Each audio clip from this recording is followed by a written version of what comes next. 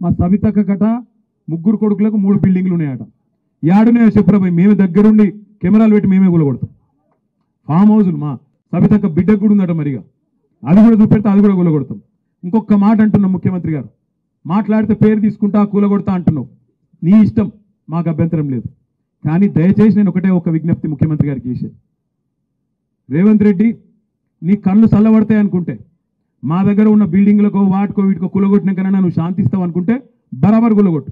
కానీ ఆడికి బంద్ చేయి, ఆడికి కులగొట్టుడు బంద్ చేయి, పేదోళ్ళ కడుపుల కొట్టుడు బంద్ చేయి.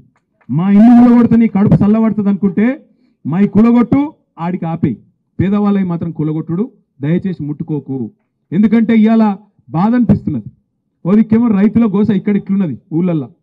హైదరాబాద్ పోతేనేమో ఆ మూసికాడికి పోతే పాపం 30 ఏళ్ళు 40 ఏళ్ళు 50 ఏళ్ళకేంచి వాళ్ళని ఇవాళ ఆక్రమణదారులు అంటాడు ఒకడు, కబ్జాదారులు అంటాడు ఒకడు.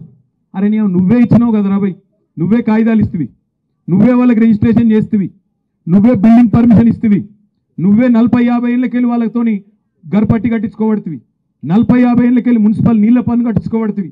అన్ని పైసలు ఇన్ని రోజులు దొబ్బి తిన్నదేమో గవర్నమెంట్, ఇప్పుడేమో వాళ్ళు పేదవాళ్ళందరినీ పట్టుకొని ఇగో వీళ్ళు గరీబ్ గాళ్ళు, వీళ్ళకి ఏ దిక్కు లేదు, బుల్డోజర్ పంపిస్తా, కూలగొడతా, వీళ్ళు కబ్జాకోర్లు, అది ఇదని మాట్లాడుతూ ఉన్నాడు.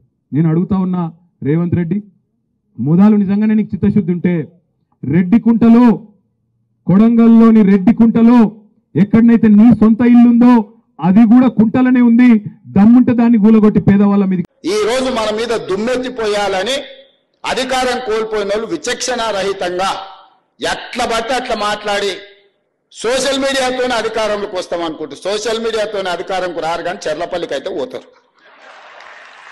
నేను గ్యారెంటీగా చెప్తున్నా, సోషల్ మీడియాతోనే అధికారంలోకి వస్తామని కలలుగా అంటున్నట్టున్నాడు ఆయన. నువ్వు సోషల్ మీడియాతోనే అధికారంలో రావు, కానీ చిల్లర పనులు చేస్తే మాత్రం చెల్లపరులో చిప్పకూడు తింటావని నేను చెప్తూ, మనందరం కలిసికట్టుగా కాక స్ఫూర్తితో తెలంగాణ రాష్ట్రాన్ని అభివృద్ధి చేద్దామని తెలియజేస్తూ మీ అందరి దగ్గర సెలవు తీసుకుంటాం.